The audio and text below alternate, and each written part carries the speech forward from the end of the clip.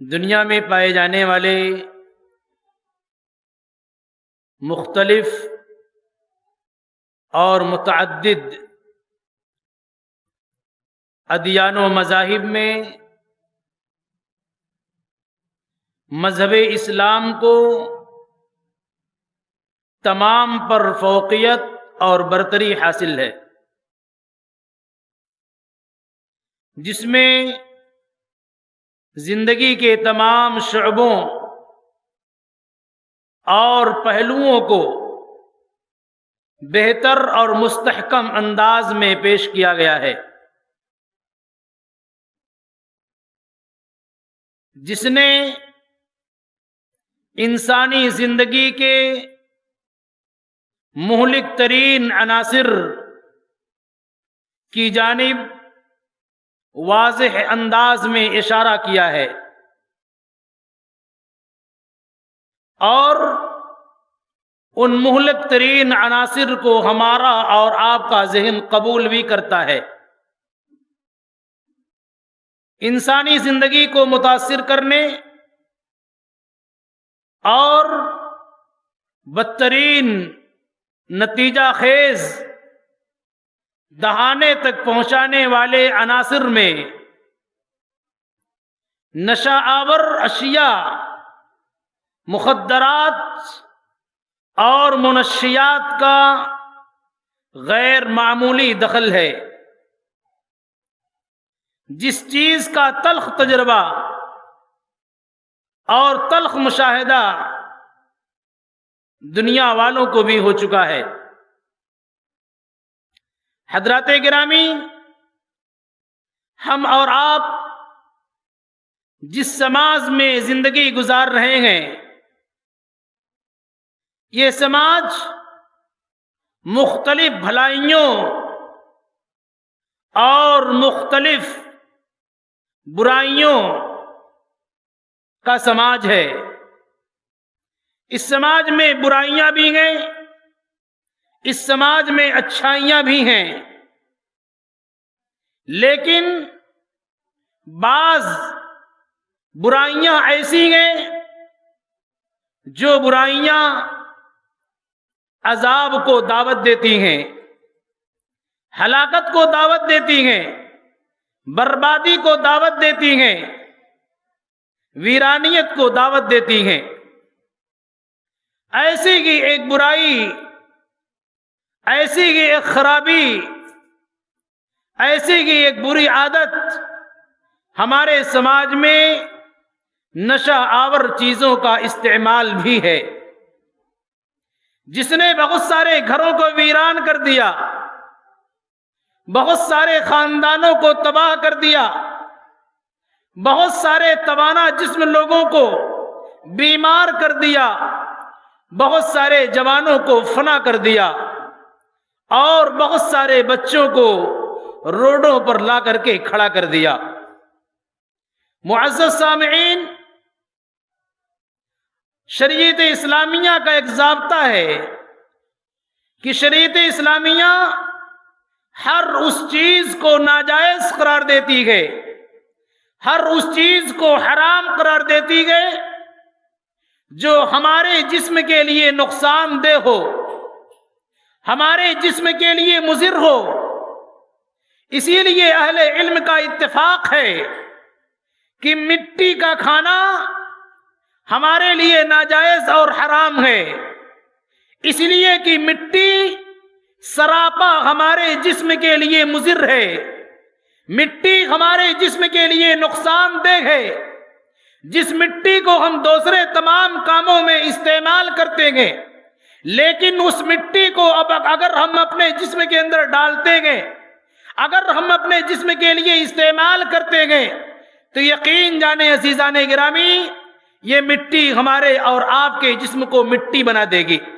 یہ مٹی ہمارے اور آپ کے جسم کو فنا کر دے گی، یہ مٹی ہمارے اور آپ کے جسم کو بیماریوں کا معجون بنا دے گی۔ اسی لیے شریعت اسلامیہ نے قاعدہ یہ دیا، لا ضرر ولا ضرار، نہ تو خود تم اپنے آپ پر نقصان پہنچاؤ اور نہ سماج کا دوسرا آدمی تم کو نقصان پہنچائے۔ اسی کو اللہ رب العالمین نے فرمایا لا تظلمون ولا تظلمون، نہ تم کسی پر ظلم کرو اور نہ تمہارے اوپر کوئی دوسرا ظلم کرے۔ شریعت کا ایک مضبوط ضابطہ ہے، اور اسی کو دوسرے الفاظ میں فرمایا وَلَا تَقْتُلُوا أَنفُسَكُمْ، تم اپنے آپ کو قتل مت کرو، تم اپنے آپ کو برباد مت کرو۔ اور دین کا جب معاملہ آتا ہے، دین کے 5 بنیادی مقاصد ہیں، دین کا 5 بنیادی مقصد ہے۔ ان میں سے پہلا مقصد ہے تحفظ دین، دین کی حفاظت کی جائے، عقل کی حفاظت کی جائے، مال کی حفاظت کی جائے، نسل کی حفاظت کی جائے، اور اسی طریقے سے عزت و آبرو کی حفاظت کی جائے۔ یہ 5 چیزیں ہیں، ان 5 چیزوں میں عقل کی حفاظت ہماری اور آپ کی ذمہ داری ہے۔ ہر ایسی چیز سے، ہر ایسے وسیلے اور ذریعے سے ہمیں اپنے عقل کی حفاظت کرنی ہے جو چیز ہمارے اور آپ کے عقل کو فنا کر دے۔ یقین جانے کہ عقل ایک عظیم نعمت ہے، عظیم الشان نعمت ہے۔ اگر یہ نعمت ختم ہو جائے، اگر عقل بے شعور ہو جائے، اگر عقل اپنا کام کرنا بند کرتے تو ہم خیر و شر کے درمیان تمیز نہیں کر سکتے، بھائی اور بہن کے درمیان تمیز نہیں کر سکتے، بہن اور پھوپھی کے درمیان تمیز نہیں کر سکتے، حلال اور حرام کے درمیان تمیز نہیں کر سکتے۔ اس لیے عزیزان گرامی، عقل ایک بہت بڑی نعمت ہے۔ اسی لیے عمر بن خطاب رضی اللہ تعالی عنہ نے کہا تھا الخمر ما خامر العقل، لوگوں خمر وہ ہے، شراب وہ ہے، بیئر وہ چیز ہے جو ہمارے اور آپ کے عقل پر پردہ ڈال دے، جو ہم کو بیوقوف بنا دے، ہماری عقل کو مجنون بنا دے، ہم کو دیوانہ اور پاگل بنا دے۔ جو بھی چیز ہمارے عقل کو معاف کر دے، خیر و شر کی تمیز ختم کر دے، آپ یہ سمجھے اسی کو خمر کہا جاتا ہے، اسی کو شراب کہا جاتا ہے۔ اور جب شریعت نے پیمانہ دیا، شریعت نے یہ بھی پیمانہ دیا، چاہے وہ نشہ آور چیز تھوڑی مقدار میں ہو، چاہے وہ نشہ آور چیز زیادہ مقدار میں ہو، دونوں کی دونوں صورتوں میں حرام اور ناجائز ہے۔ اس لیے کہ اللہ کے نبی صلی اللہ علیہ وسلم نے فرمایا ما اسکر کثیرہ فقلیلہ حرام، جس کا زیادہ حصہ نشہ پیدا کرتا ہے، اگر اس کا تھوڑا حصہ بھی نشہ پیدا کر رہا ہے تو ایسی صورت میں اس کا پینا حرام اور ناجائز ہے۔ اسی کو اللہ کے نبی صلی اللہ علیہ وسلم نے فرمایا کل مسکر خمر وکل مسکر حرام، یعنی لوگوں ہر نشہ آور چیز، ہر نشہ پیدا کرنے والی چیز خمر ہے اور ہر نشہ آور چیز حرام ہے۔ چاہے آپ اس کو زردہ کا پان کہیے، چاہے آپ اس کو تمباکو خوری کے نام سے جانیے، چاہے آپ اس کو بھانگا کے نام سے جانیے، چاہے آپ اس کو حشیش کے نام سے جانیے، چاہے آپ اس کو بیئر کے نام سے جانیے، چاہے آپ اس کے شراب کے نام سے جانیے، یا اسی طریقے سے کوکین، چاکلیٹ اور دوسرے ناموں سے آپ موسوم کرتے گئے، جس بھی چیز کے اندر نشہ پیدا ہوگا ہمارے لیے اس کا استعمال کرنا ناجائز اور حرام ہے۔ حضرات گرامی، اسی لیے اللہ کے رسول صلی اللہ علیہ وسلم نے فرمایا تھا کہ لوگوں ایک زمانہ ایسا آئے گا، ایک وقت ایسا آئے گا، لوگ شراب کا نام بدل کر کے شراب کو نوش کریں گے،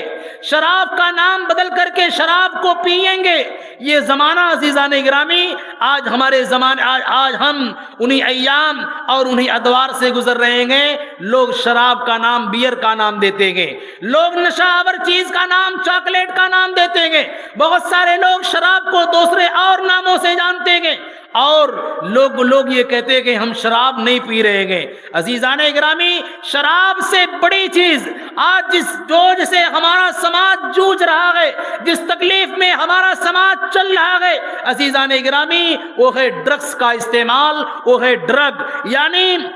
ایک ٹیبلٹ ہے جس کے ذریعہ انسان خود کو سکون میں لانا چاہتا ہے، خود کو مصیبت سے چھٹکارا دے کر کے خود کو انسان آرام کے تلے لانا چاہتا ہے، ایک ایسے سائے کے نیچے آنا چاہتا ہے جو سایہ اس کو راحت دے دے، جسے ہم اور آپ ڈرس کا نام دیتے ہیں۔ یہ ایسی لعنت ہے جو ہمارے سماج کے امیر اور غریب سارے لوگوں کو جلا کر کے رکھ دیا ہے، پورے سماج کو خاکستر بنا دیا ہے، خاص طور سے ہمارے نوجوانوں کو، جو نوجوان 10 سے 12 سال 25 سے 30 سال کے نوجوان ہیں۔ عزیزان گرامی، ایسے نوجوان ڈرگس کا استعمال کافی شدت کے ساتھ اور کافی تیزی اور سرعت کے ساتھ کر رہے ہیں، جن پر کوئی گرفت نہیں ہو رہی ہے، جن پر کوئی پکڑ نہیں ہے۔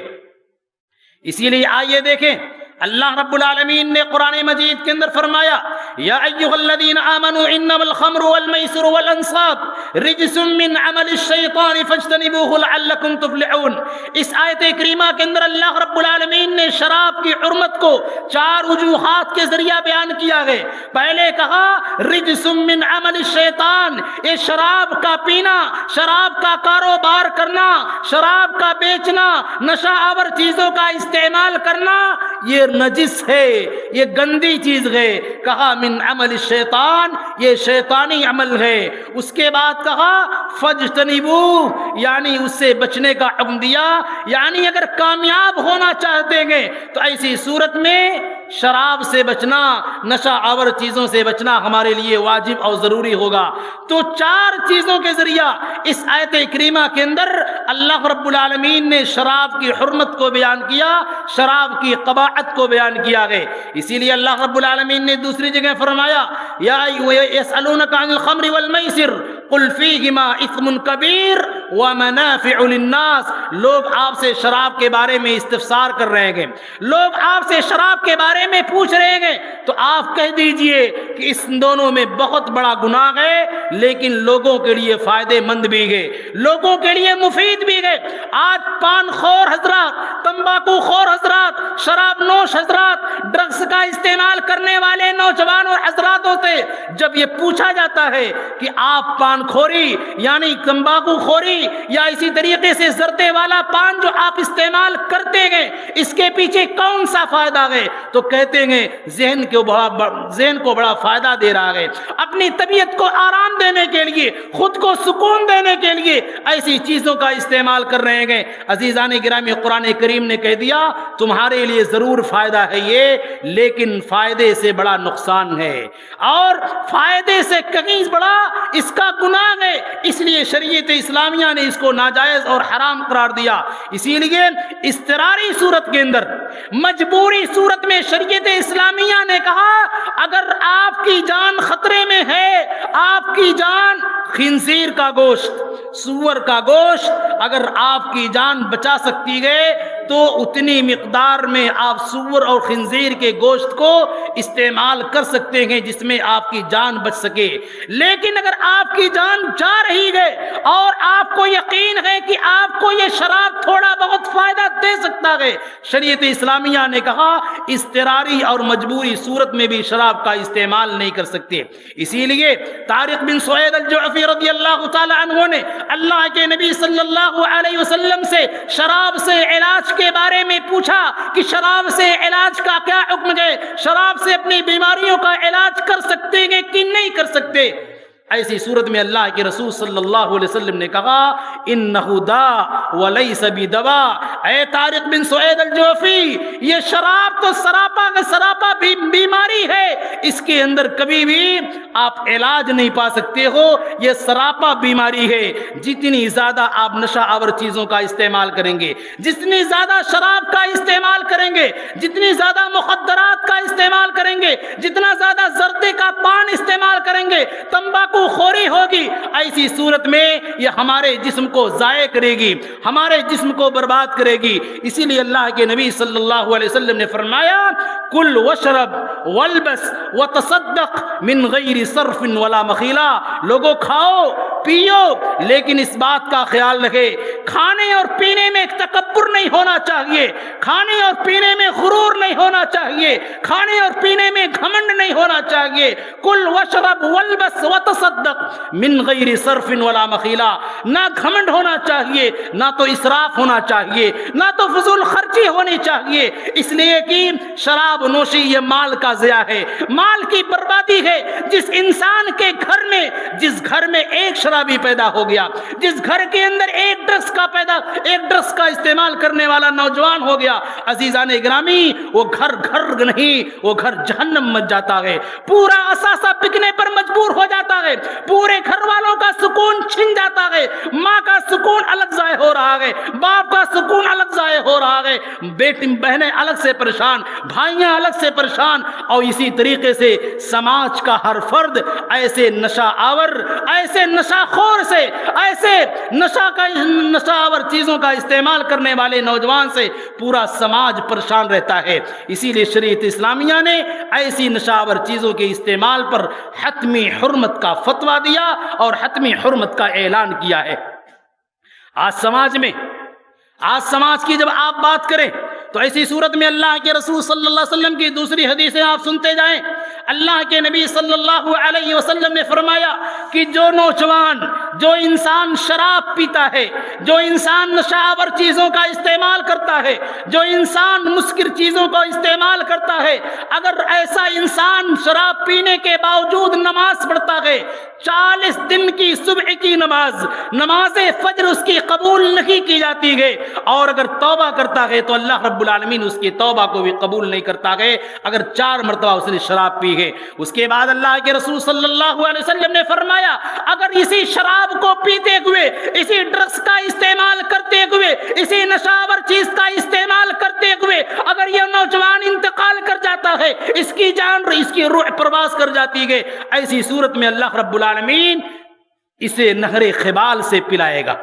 نہر خبال سے پلائے گا۔ اللہ کے نبی صلی اللہ علیہ وسلم سے پوچھا گیا، اے اللہ کے رسول یہ بتائیے نہر خبال کیا ہے؟ بعض روایت کے اندر ہے عبداللہ بن عمر رضی اللہ تعالی عنہما سے، دوسری روایت کے اندر ہے اسماء بنت یزید رضی اللہ تعالی عنہ سے پوچھا گیا یہ بتائیے کہ یہ نہر خبال کیا ہے، طینۃ الخبال کیا ہے؟ کہا نہر من صدید اہل النار، یہ جہنمیوں کے گندے مواد ہیں، جہنمیوں کے جسم سے نکلا ہوا گندا پانی ہے جسے ہم اور آپ اپنی زبان میں پیپ کہتے ہیں، گندا پانی کہتے ہیں۔ اگر ایسا شراب نوش انسان، ایسا ڈرگس کا استعمال کرنے والا نوجوان اسی نشاور چیز کا استعمال کرتے کرتے مر گیا، ڈرگس کا استعمال کرتے کرتے بغیر توبہ کے انتقال کر گیا، اللہ رب العالمین ایسے نوجوان کو پیپ کی نہروں سے، جہنمیوں کی پیپ کو اللہ رب العالمین ایسے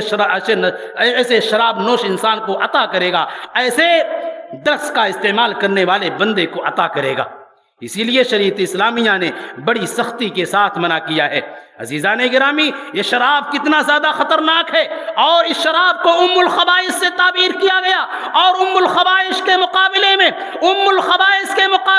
الفواحش کے مقابلے میں قبولیت کی بات ام العبادات کی گئی ہے۔ یعنی یہ کہا گیا اگر انسان شراب نوش ہے، اگر انسان ڈرگس کا استعمال کرتا ہے، اگر یہ نوجوان ڈرگس کا استعمال کرتا ہے تو ایسے ڈرگس کا استعمال کیے ہوئے اور ایسے شراب کا استعمال کرتے ہوئے اگر وہ نماز کے قریب آتا ہے تو اسے منع کر دیا گیا، لا تقربوا الصلاة وانتم سکارا، دوسری عبادات سے نہیں منع کیا گیا، اس لیے کہ ایک طرف ام الخبائث ہے، دوسری طرف ام العبادات یعنی نماز ہے۔ عزیزان گرامی، آپ سنن نسائی کی اس روایت کو آپ دیکھیں کہ شراب نوشی، ڈرگس کا استعمال کتنا زیادہ بھیانک اور کتنا زیادہ خطرناک ہے۔ عزیزان گرامی، عبد الرحمن بن حارث کہتے ہیں، وہ روایت کرتے ہیں عثمان بن عفان رضی اللہ تعالی عنہ سے، عثمان بن عفان رضی اللہ تعالی عنہ کہتے ہیں کہ بنو اسرائیل کے اندر ایک نہایت نیک آدمی تھا، ایک پرہیزگار و فاشعار انسان تھا، کافی متقی پرہیزگار انسان تھا، اور ایک بدکار عورت، ایک زناکار عورت، ایک فاحشہ عورت اس نوجوان کو بلاتی ہے، اپنے گھر دعوت دیتی ہے، اپنے گھر بلاتی ہے۔ چنانچہ اس پرہیزگار، اس عبادت گزار، وفا شعار، تقوی شعار بندے کو وہ بدکار عورت، زناکار عورت ایک کمرے میں لے جاتی ہے، اور اس کمرے میں ایک بچہ ہے، وہ عورت خود ہے، اور شراب کا ایک باٹلا، شراب کی ایک شیشی رکھی ہوئی۔ چنانچہ وہ بدکار عورت اس عابد، اس پرہیزگار، اس تقوی شعار، وفا شعار انسان سے کہتی ہے وہ زناکار عورت، انک لتقو علی، تم کو مجھ سے زنا کرنا پڑے گا، تم کو میرے اوپر واقع ہونا ہوگا۔ اگر تم مجھ سے زنا نہیں کر سکتے ہو تو کم از کم یہ جو بچہ تمہارے سامنے موجود ہے اس بچے کو قتل کرنا ہوگا۔ اگر اس بچے کو بھی قتل نہیں کر سکتے ہو تو شراب کا یہ باٹل ہے، شراب کی یہ شیشی ہے، شراب کو پینا ہوگا، شراب کو نوش کرنا ہوگا۔ وہ انسان، وہ عابد انسان، پرہیزگار انسان ڈرتا ہے، پرہیزگار انسان اللہ کا خوف کھاتا ہے، دیکھتا ہے تین بڑے بڑے جرم ہمارے سامنے ہیں، لیکن ان تینوں جرموں میں سب سے ہلکا جرم تصور کرتا ہے میں زنا نہیں کر سکتا ہوں، میں بچے کو قتل نہیں کر سکتا ہوں، کم سے کم ایک ہلکا جرم شراب میرے سامنے ہے، شراب پی لوں گا تو اسی صورت میں میری جان بخش دی جائے گی، مجھے قتل نہیں کیا جائے گا۔ چنانچہ شراب کا باٹل اٹھاتا ہے، شراب کا باٹل مانگتا ہے، شراب نوش کرتا ہے، شراب پیتا ہے، شراب پینے کے بعد بدمست ہو جاتا ہے، بے ہوش ہو جاتا ہے، اس کی عقل زائل ہو جاتی ہے، اس کا شعور ختم ہو جاتا ہے، اس کی عقل معاف ہو جاتی ہے، کام کرنا بند کر دیتی ہے۔ اب اس کے بعد شراب پی لیا، بدمست ہو گیا، عورت کے ساتھ زنا کر بیٹھتا ہے، بچے کو قتل کر دیتا ہے۔ شراب نے اس سے زنا بھی کروایا، شراب نے قتل بھی کروایا۔ اسی لیے شریعت اسلامیہ نے کہا یہ شراب ام الخبائث ہے، بیماریوں کی جڑ ہے، برائیوں کی جڑ ہے۔ اگر ایک گھر میں ایک شرابی پیدا ہو گیا، اگر ایک گھر میں ایک ڈرگس کا استعمال کرنے والا بندہ پیدا ہو گیا، عزیزان گرامی، گھر ویران ہو جائے گا، خاندان تباہ ہو جائے گا، پورا خانوادہ برباد ہو جائے گا، سماج جلنے پر مجبور ہو جائے گا۔ اسی لیے شریعت اسلامیہ نے جو ضابطہ دیا وَلَا تُلْقُوا بِأَيْدِيكُمْ إِلَى التَّهْلُكَةِ وَلَا تُلْقُوا بِأَيْدِيكُمْ إِلَى التَّهْلُكَةِ، لوگوں اپنے آپ کو ہلاکت میں مت ڈالو، لوگوں اپنے آپ کو خطرات کے راستے پر مت لے جاؤ۔ خطرات کا راستہ سب سے بڑا شراب کا ہے عزیزان گرامی، اس سے خود کو بچانا ہے، خود کو بچانا ہے۔ ایک انسان جب شراب پیتا ہے 4 بڑے گناہ کرتا ہے، یا تو خود کو مارتا ہے، یا تو دوسرے کو مارتا ہے، یا پھر کسی کی عزت و آبرو کو نیلام کرتا ہے، کسی کی عزت و آبرو کو نیلام کرتا ہے، کسی کے مال کو نقصان پہنچاتا ہے، کسی کی چوری کر لیا، کسی کی عزت و آبرو پر حملہ کر دیا، خود کو قتل کر دیا، کسی دوسرے کو قتل کر دیا، بڑے سے بڑے جرائم کا ارتکاب کرتا ہے، کرائم کا ارتکاب کرتا ہے۔ انہی تمام جرائم کی بنیاد پر شریعت اسلامیہ نے کہا کہ ایسے بندے کو کوڑے لگائے جائیں جو شراب کا عادی ہے۔ اگر اسلامی حکومت ہے تو ایسے بندوں پر شریعت اسلامیہ نے 40 کوڑے کا حکم دیا ہے۔ عمر بن خطاب، عثمان بن عفان، دور صحابہ میں 40 کوڑے مارے جاتے تھے، بلکہ بعض صحابہ کرام کا عمل 80 کوڑے تک کا ہے کہ ایسے نوجوانوں کو، ایسے شراب نوشوں کو 80 کوڑے، بعض روایات کے مطابق 40 کوڑے مارے جائیں اور ان کو سماج سے شہر بدر کیا جائے تاکہ سماج کو بچایا جا سکے۔ عزیزان گرامی، آئیے بتاؤں کہ ایک انسان، ایک نوجوان شراب کیوں پیتا ہے، شراب کی عادت کیوں لگتی ہے؟ آپ اس بات کو اچھی طریقے سے ذہن میں رکھیں۔ ہمارے اور آپ کے تقوی کو قتل کرنے والی چیز، ہمارے اور آپ کے اخلاص کو قتل کرنے والی چیز، ہمارے اور آپ کے ایمان کو فنا کرنے والی چیزیں صرف اور صرف 2 ہیں۔ شیطان 2 راستوں سے آتا ہے۔ شیطان ہمارے ایمان کو کھوکھلا کرنے کے لیے، شیطان ہمارے ایمان کا سودا کرنے کے لیے صرف 2 راستہ اپناتا ہے، یا تو شہوت کا راستہ ہوتا ہے، یا پھر اس کے بعد ایک ہوتی ہے شہوت اور ایک چیز ہوتی ہے شہرت۔ شہوت اور شہرت، ان دونوں راستوں سے، اور اسی میں ایک راستہ شہرت کے بجائے آج شبہات کا راستہ پیدا کرے۔ شبہات کا راستہ اور شہوات کا راستہ، یہ 2 راستے اتنے خطرناک ہیں، شیطان انہی 2 راستوں کو چنتا ہے، شبہات کا راستہ اور شہوات کا راستہ۔ پہلے شبہات کے راستے سے آتا ہے،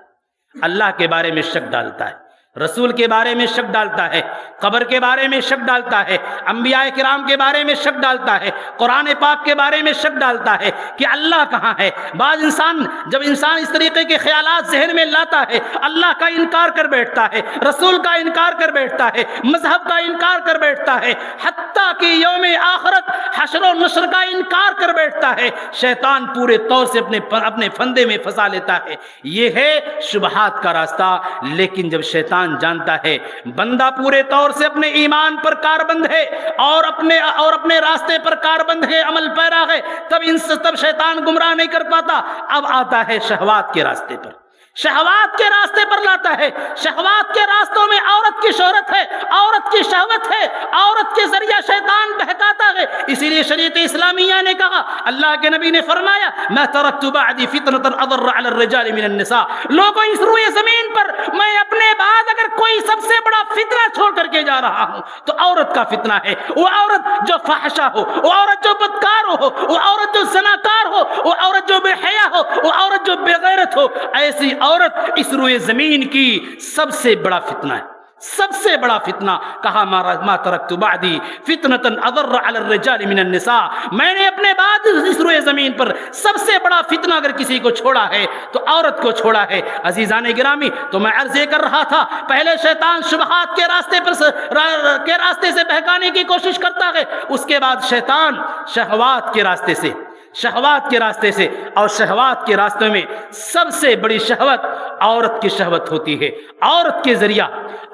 ذریعہ شیطان انسانوں کو، نوجوانوں کو ورغلانے کی کوشش کرتا ہے، بہکانے کی کوشش کرتا ہے۔ شہوات کی انہی راستوں میں عزیزان گرامی یہ شراب کی شہوت ہے، یہ ڈرگس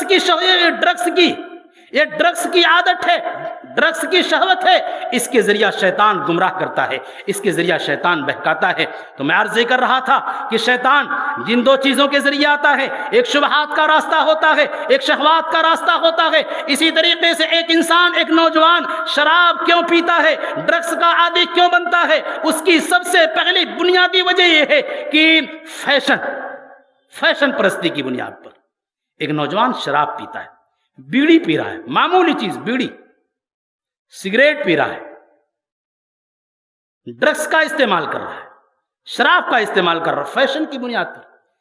بہت سارے نوجوانوں کو دیکھا گیا بھری مجلس میں بیٹھے ہوئے، اپنی دونوں انگلیوں میں سگریٹ دبائے ہوئے ہیں، محفل میں بیٹھ کر کے باتیں بھی کر رہے ہیں، سگریٹ بھی نوش کر رہے ہیں، سگریٹ بھی پی رہے ہیں، اور اسی سگریٹ کے دھوئیں سے اپنے سامنے بیٹھنے والے انسان کو نقصان بھی پہنچا رہے ہیں۔ ذرہ برابر نہ تو اللہ کا خوف ہوتا ہے، نہ سماج کا خوف ہوتا ہے، نہ مجلس کا خوف ہوتا ہے۔ اور اگر اس کے مقابلے میں کوئی انسان سگریٹ نہیں پیتا ہے، ارے تم کس دنیا میں جی رہے ہو، تم سگریٹ نہیں پی سکتے ہو؟ ارے آؤ زندگی کا مزہ لیں، زندگی کا لطف لیں، یہی تو زندگی ہے، یہی تو زندگی ہے۔ فیشن کی بنیاد پر آج فیشن نے لوگوں کو ننگا کر دیا ہے، فیشن نے لوگوں کو تباہ کر دیا ہے۔ اس فیشن کی بنیاد پر آج انسان اپنے ایمان کا سودا کرنے پر مجبور ہے۔ فیشن کی بنیاد پر ڈرگس کا استعمال کیوں کیا جا رہا ہے؟ ڈرگس کا استعمال صرف فیشن کی بنیاد پر کہ ہم تو پیسے والے ہیں، کیوں نہ ڈرگس کا استعمال کریں، کیوں نہ شراب پئیں، کیوں نہ نشاور چیزوں کا استعمال کریں، کیوں نہ مخدرات کا استعمال کریں، کیوں نہ مسکرات کا استعمال کریں۔ یہ صرف فیشن کی بنیاد پر۔ عزیزان گرامی، آج فیشن کے نام پر، فیشن کی دنیا میں آپ جائیے، جہاں نشہ آور چیزوں کا معاملہ ہے، نشہ آور چیزوں کے ساتھ ساتھ کپڑوں کا فیشن، بالوں کا فیشن، کپڑوں کا فیشن دیکھیں کہ شریعت اسلامیہ نے یہ کہا کہ اپنے یزار کو مرد حضرات اپنے ٹخنے سے اوپر رکھیں، لیکن معاملہ بالکل الٹا۔ عورتیں فیشن میں مرد عورت دونوں اس قدر مشترک کہ عورتیں اپنے یزار کو ٹخنے سے اوپر کافی اوپر کرتی جا رہی ہیں، حتیٰ کہ برہنیں ہوتی جا رہی ہیں، اور مرد حضرات اپنے یزار کو ٹخنے سے نیچے کرتے جا رہے ہیں کہ زمین کو صاف کرنے کے لیے کسی جھاڑو کش کی ضرورت نہیں، جھاڑو دینے والے کی ضرورت نہیں۔ اس قدر فیشن کے شکار کی فیشن کی بنیاد پر آج ہمارا نوجوان اپنے بال کی کٹنگ کو دیکھے، بال کی کٹنگ کو دیکھے۔ ہمارا نوجوان بار بار یہ بات آ رہی ہے، مختلف علماء کرام نے مختلف باتیں کی، انہی میں سے ایک بات آئی کہ آئیڈیل نمونہ دوسرے لوگوں کو بنایا جا رہا ہے، اسے فیشن کی بنیاد پر۔ اس لیے عزیزان گرامی، ڈرگس کے استعمال میں بنیادی کردار فیشن کا ہے، اور ڈرگس کے استعمال میں دوسرا کردار دوستی کا ہے۔ دوست کا انتخاب کیسا آپ کر رہے ہیں؟ اس لیے اللہ کے نبی نے فرمایا لا تصاحب الا مؤمنا الرجل على دین خلیلہ فلینظر احدکم من یخالل، اگر دوستی کرنی ہے تو ایسی صورت میں اچھے اور مومن کو دوست بناؤ۔ الرجل على دین خلیلہ، ایک انسان اپنے دوست کے طریقے پر قائم رہتا ہے۔ فلینظر احدکم من یخالل، یہ غور کر لے دوستی اختیار کرنے سے پہلے کہ وہ دوستی کس سے کر رہا ہے، کس معیار کا دوست ہے وہ۔ ایسا تو نہیں شراب نوش ہے، ایسا تو نہیں ڈرگس کا استعمال کرنے والا ہے، ایسا تو نہیں بے نمازی ہے، ایسا تو نہیں کفریہ اعمال کرتا ہے، ایسا تو نہیں بد اخلاق ہے، ایسا تو نہیں غلط اور گندے کاموں کا کرنے والا ہے۔ عزیزان گرامی، دوست کا کردار ایک دوست کو بنانے میں، ایک دوست کو برباد کرنے میں بہت بڑا کردار ہوا کرتا ہے۔ اس لیے دوستی جب بھی کی جائے تو اسی صورت میں اچھے اور پاکیزہ اخلاق سے متصف افراد سے دوستی کی جائے، اس لیے کہ دوستی بگاڑ بھی دیتی ہے، دوستی بنا بھی دیتی ہے۔ تو کہا فَلْيَنْظُرْ أَحَدُكُمْ مَنْ يُخَالِلْ۔ اور تیسری وجہ یہ ہے مال کی فراوانی۔ مال انسان کے پاس بہت ہے، پیسہ بہت ہے، پیسہ تو اللہ کے رب العالمین کے راستے میں خرچ نہیں کر سکتا ہے، تو لاؤ سگریٹ پیا جائے، لاؤ بیڑیاں پیا جائے، لاؤ اسی طریقے سے شراب پیا جائے، لاؤ ڈرگس کا استعمال کیا جائے۔ مال کی فراوانی، اسی لیے اللہ رب العالمین نے کہا وَلَوْ بَسَطَ اللَّهُ الرِّزْقَ لِعِبَادِهِ لَبَغَوْا فِي الْأَرْضِ، اگر اللہ رب العالمین دنیا والوں کو ڈھیر ساری نعمتیں دے دیتا، ڈھیر ساری روزیاں دے دیتا، تو کرتے کیا؟ لَبَغَوْا فِي الْأَرْضِ، زمین میں فساد مچاتے، زمین میں فساد مچاتے۔ اسی لیے دوسری آیت کے اندر اللہ رب العالمین نے کہا کلوا من طیبات ما رزقناکم ولا تطغوا فیہ فیحل علیکم غضبی، لوگوں میرے پاکیزہ روزی کو کھاؤ اور اس میں سے خرچ بھی کیا کرو، ولا تطغوا فیہ، لیکن اس مال کو خرچ کرنے میں زیادتی سے پرہیز کرو، اس کے حق کی جگہ میں خرچ کرو۔ کیوں؟ فَيَحِلَّ عَلَيْكُمْ غَضَبِي، اگر ناجائز کاموں میں خرچ کرو گے، اس مال کی فراوانی کو، مال کو ناجائز اشیاء میں خرچ کرو گے، تو میرا غضب، میرا غصہ حلال ہو جائے گا، اور جس شخص پر، جس قوم پر میرا غصہ حلال ہو جائے وہ قوم برباد ہو جایا کرتی، وہ قوم ہلاک ہو جایا کرتی ہے۔ اسی لیے عمر بن خطاب رضی اللہ تعالیٰ عنہ دعا کیا کرتے تھے اللہم انی اسألک ان انفقہ حقہ، اے اللہ میں تجھ سے اس بات کا سوال کر رہا ہوں، اے اللہ میں تجھ سے اس چیز کی التجا کر رہا ہوں، اے اللہ جو تم مجھ کو مال دے، مال کو اس کے حق میں خرچ کرنے کی توفیق عطا فرما۔ یہ عمر بن خطاب رضی اللہ تعالیٰ عنہ دعا کیا کرتے تھے۔ آج نوجوانوں کا معاملہ، ان سے 10 روپے مسجد کے لیے چندہ مانگ لیا جائے، مدرسے کے لیے مانگ لیا جائے، غربا مساکین کے لیے مانگ لیا جائے، سماج کی خدمت کے لیے مانا جائے، دوسرے لوگوں کے لیے مانگ لیا جائے۔ 10 روپے نکالنا مشکل ہے، لیکن ایسا نوجوان، ڈرگس کا استعمال کرنے والا نوجوان ہزاروں روپیوں کو برباد کر رہا ہے اور سینکڑوں روپیوں کو برباد کر رہا ہے، صرف اور صرف عیاشی میں، شراب نوشی میں، ڈرگس کے استعمال میں برباد کر رہا ہے۔ اسی لیے اللہ رب العالمین نے فرمایا وَإِذَا أَرَدْنَا أَن نُهْلِكَ قَرْيَةً أَمَرْنَا مُتْرَفِيهَا فَفَسَقُوا فِيهَا فَحَقَّ عَلَيْهَا الْقَوْلُ فَدَمَّرْنَاهَا تَدْمِيرًا، جب ہم کسی بستی کو ہلاک کرنا چاہتے ہیں، جب ہم کسی بستی کو نیست نابود کرنا چاہتے ہیں، جب ہم کسی بستی میں اپنا عذاب نازل کرنا چاہتے ہیں، تو ایسی صورت میں یہ جو نوجوان ہوتے ہیں، یہ جو مالدار حضرات ہوتے ہیں، جن کے ہاں مال کی فراوانی ہوتی ہے، مال کی کثرت ہوتی ہے، ایسے لوگ اپنے گھروں میں عیاشیاں کرنے لگتے ہیں، ایسے لوگ اپنے گھروں کے اندر فحاشی کرتے ہیں، شراب نوشی کرتے ہیں، دوسرے معاصیات اور سیئات کو انجام دیتے ہیں، تو میرا عذاب ان کے اوپر حق ہو جایا کرتا ہے، میرا عذاب ان کے اوپر حق ہو جایا کرتا ہے۔ فَدَمَّرْنَاهُمْ تَدْمِيرًا، ایسے لوگوں کو ہم برباد کر دیا کرتے ہیں، چکنا چور کر دیا کرتے ہیں۔ یہ رب کا اعلان، یہ رب کا اعلان ہے۔ اسی لیے دوسری آیت کے اندر اللہ رب العالمین نے فرمایا یا ایھا الذین آمنوا کلوا من طیبات ما رزقناکم واشکروا لہ ان کنتم ایاہ تعبدون، کہا کہ تم میرے پاکیزہ روزی کو کھاؤ اور پاکیزہ روزی میں خرچ کرو اور اللہ رب العالمین کا شکریہ ادا کرو، ان کنتم ایاہ تعبدون، اگر تم اللہ رب العالمین کی توحید عبادت کو کرتے ہو، انجام دیتے ہو، تسلیم کرتے ہو، اگر ایک اللہ کی عبادت کرتے ہو تو صرف حلال چیزوں کو کھاؤ، حرام چیزوں سے پرہیز کرو۔ معلوم یہ ہوا اگر انسان حرام کا استعمال کرتا ہے، اگر انسان شراب نوشی کرتا ہے، اگر انسان ڈرگس کا استعمال کرتا ہے، تو عزیزان گرامی ایسے نوجوان کی توحید میں کمی اور خلل باقی، ایسے نوجوان کی توحید میں کمی ہے؟ کہا ان کنتم ایاہ تعبدون، کہ اگر تم اللہ رب العالمین کی عبادت کرنے والے ہو تو ایسی صورت میں پاکیزہ اور حلال چیزوں کو کھاؤ۔ اسی لیے اللہ کے نبی نے فرمایا ان اللہ طیب لا یقبل الا طیبا۔ تو عزیزان گرامی، میں یہ کہہ رہا تھا مال کی فراوانی، مال کی کثرت جب آتی ہے تو ایسی صورت میں عیاشیاں بڑھتی گئے، ایسی صورت میں بدکاریاں بڑھتی گئے، فحاشیاں بڑھتی گئے، انسان بلا روک ٹوک،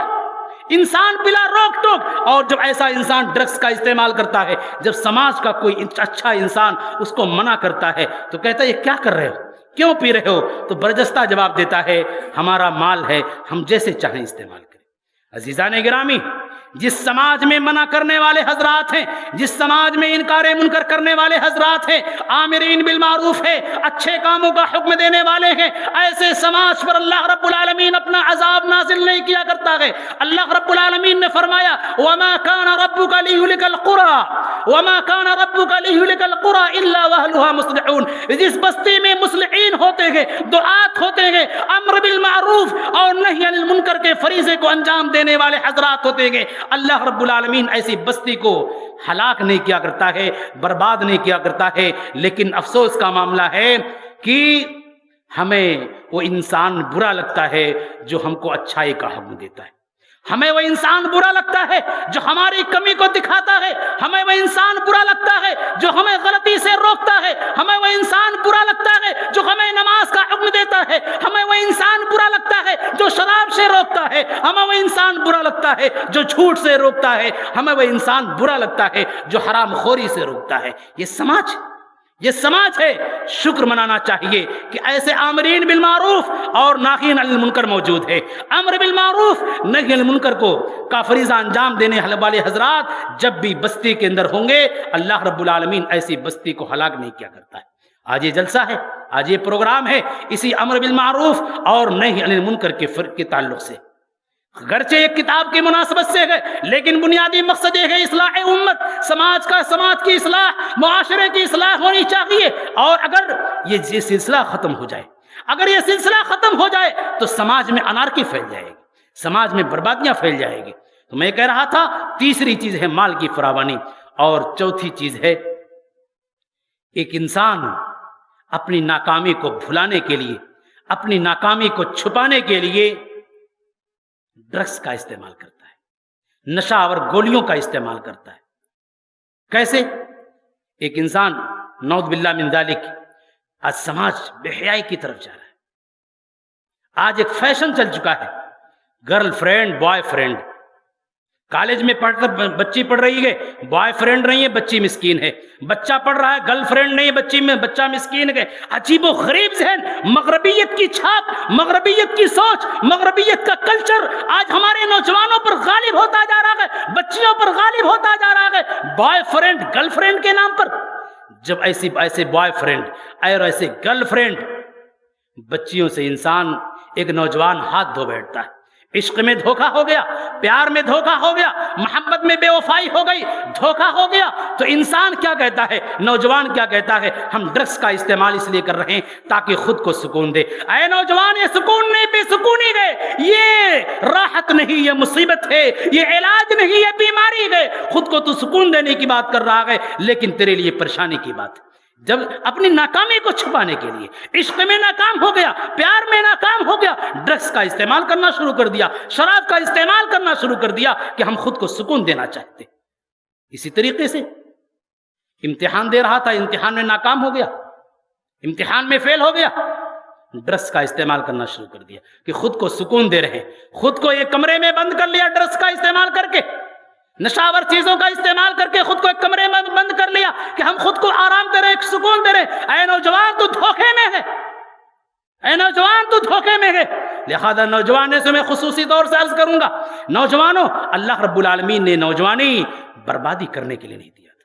اے نوجوانوں، یہ نوجوانی اللہ رب العالمین نے آپ کو ایسے ضائع کرنے کے لیے نہیں دیا تھا۔ یہ نوجوانی زناکاری کے لیے، بے حیائی کے لیے، شراب نوشی کے لیے، نشاور چیزوں کے استعمال کے لیے نہیں دیا تھا۔ اللہ نے دیا تھا اعلاء کلمت اللہ کے لیے، اللہ کی کلمے کی بلندی کے لیے، سربلندی کے لیے، اعلاء کلمت اللہ کے لیے، کتاب و سنت کی علم برداری کے لیے اللہ رب العالمین نے طاقت دی تھی۔ وَشَابٌ نَشَأَ فِي عِبَادَةِ اللَّهِ، المؤمن القوی خیر احب الی اللہ من المؤمن الضعیف۔ یہ نوجوانوں کی ٹیم پورے قوم کی ریڑھ کی ہڈی ہوا کرتے ہیں، پورے قوم میں انقلاب لانے والی جماعت، پورے قوم میں انقلاب لانے والی قوت۔ اگر کوئی قوت اور جماعت ہوتی ہے وہ نوجوانوں کی جماعت ہوتی ہے، لیکن آج نوجوان خود کو برباد کر رہا ہے، نوجوان خود کو ضائع کر رہا ہے، خود کو برباد کر رہا ہے۔ تو میں یہ کہہ رہا تھا، انسان خود کی ناکامی کو چھپانے کے لیے، خود کی ناکامی کو بھلانے کے لیے ڈرگس کا استعمال کرتا ہے۔ کاروبار فیل ہو گیا، ڈرگس کا استعمال کرنے لگا، نوکری چھن گئی، ڈرگس کا استعمال کرنے لگا۔ عجیب و غریب ذہنیت، نوجوان کیسے کیسے برباد ہو رہے ہیں۔ عزیزان گرامی، آپ سوچیں نقصانات کیا ہوتے ہیں۔ تعلیم کا نقصان، آپ دورہ کیجئے کالجز کا، یونیورسٹیز کا دورہ کیجئے، زیادہ تر بچے جو کالجز میں پڑھتے ہیں، یونیورسٹیز میں پڑھتے ہیں، ڈرگس کا استعمال کرتے ہیں۔ ان کی تعلیم پر اثر پڑ رہا ہے، تعلیم کا نقصان ہو رہا ہے، فیوچر خراب ہو رہا ہے، فیوچر پہ اثر پڑ رہا ہے، مستقبل خراب ہو رہا ہے۔ ایسے نوجوانوں کا صرف اور صرف ڈرگس کے استعمال، کینسر سے زیادہ خطرناک ڈرگس، کینسر سے بڑا کینسر ڈرگس ہے۔ عزیزان گرامی، آپ سوچئے تو صحیح،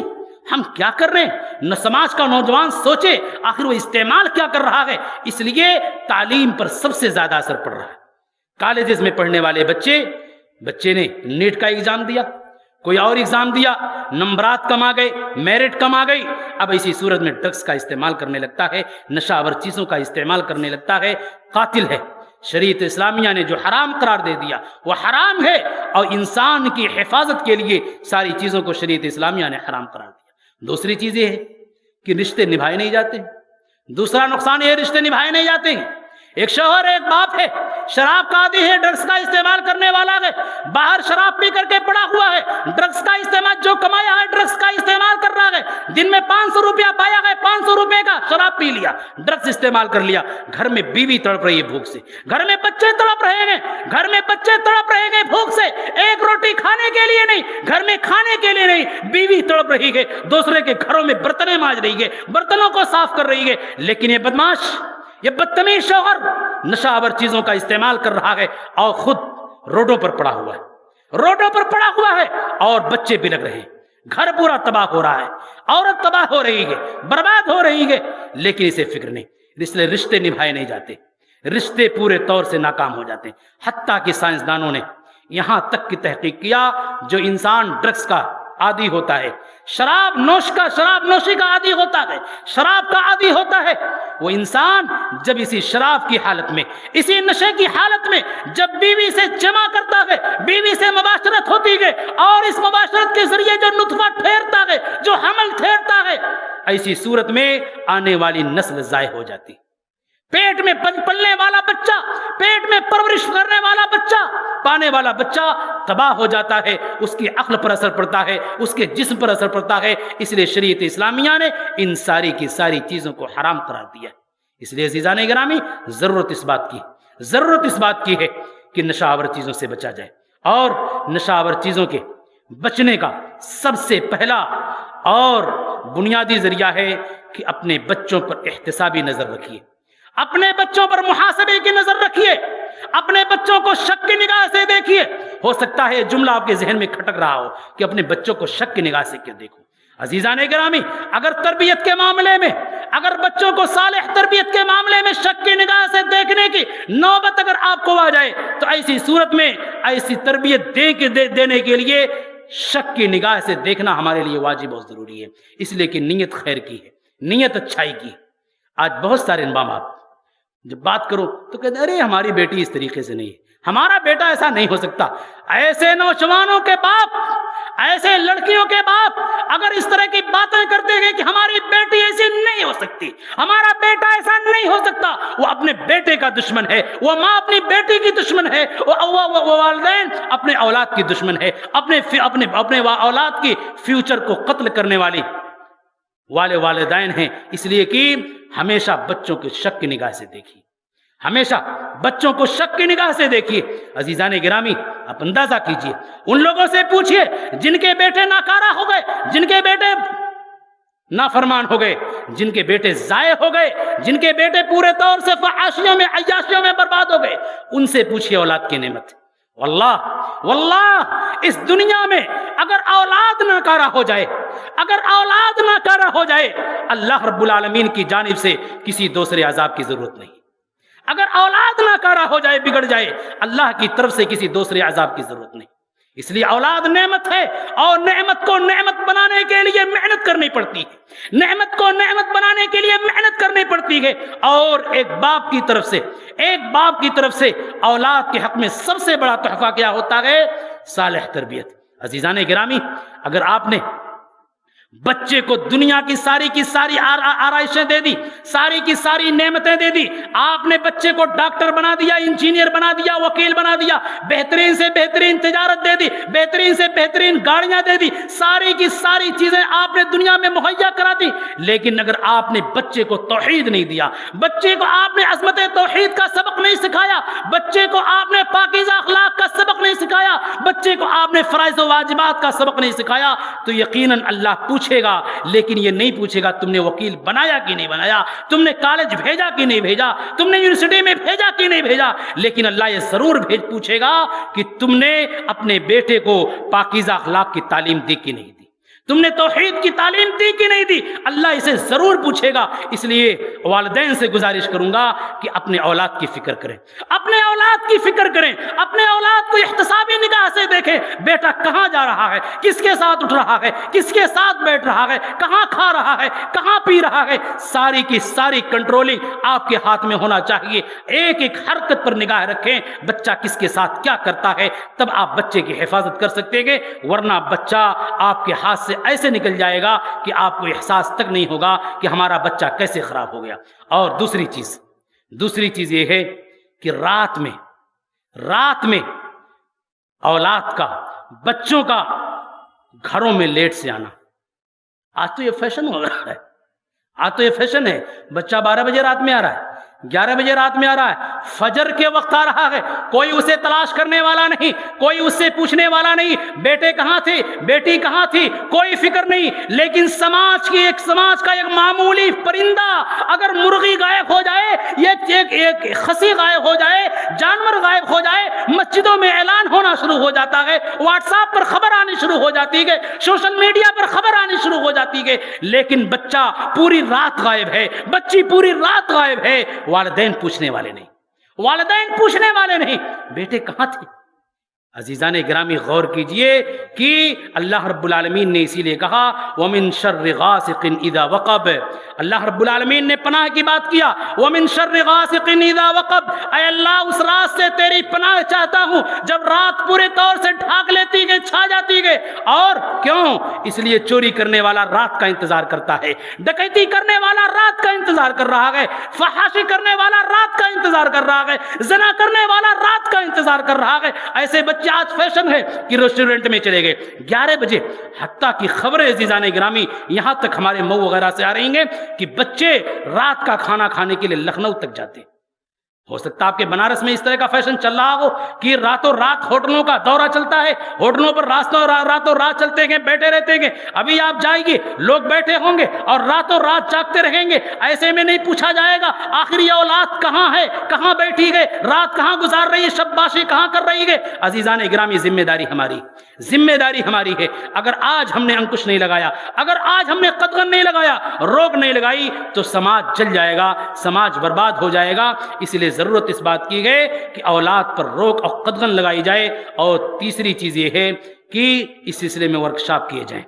اس سلسلے میں بہت ساری کمیٹیاں بنائی جاتی ہیں، بہت ساری تنظیمیں بنائی جاتی ہیں، لیکن سماج کی اصلاح کے لیے سماج کے بڑوں کی ذمہ داری ہے ورکشاپ کریں، میٹنگیں کریں اور سماج سے ایسے برائیوں کے سدباب کے لیے آگے آئیں، تب ہمارا سماج بن سکتا ہے، اچھا ہو سکتا ہے، صالح معاشرہ ہو سکتا ہے۔ ورنہ عزیزان گرامی سماج جل جائے گا، سماج خاکستر ہو جائے گا اور سماج میں انارکی، بے حیائی، فحاشی، عریانیت بڑھتی چلی جائے گی اور ہم اسے روک نہیں پائیں گے۔ اللہ رب العالمین سے دعا ہے کہ اللہ العالمین ہم تمام لوگوں کو نشہ جیسی چیزوں اور نشہ جیسی لت سے محفوظ رکھے۔ اللہ العالمین ہم تمام لوگوں کو اس بات کی توفیق توفیق دے، حلال کھائیں اور حرام کھانے سے اللہ رب العالمین ہم تمام لوگوں کو محفوظ رکھے، حسن عمل اور حسن خاتمہ کی توفیق عطا فرمائے، آمین تقبل یا رب العالمین۔ اقول قولی ھذا واستغفر اللہ لی ولکم ولسائر المسلمین۔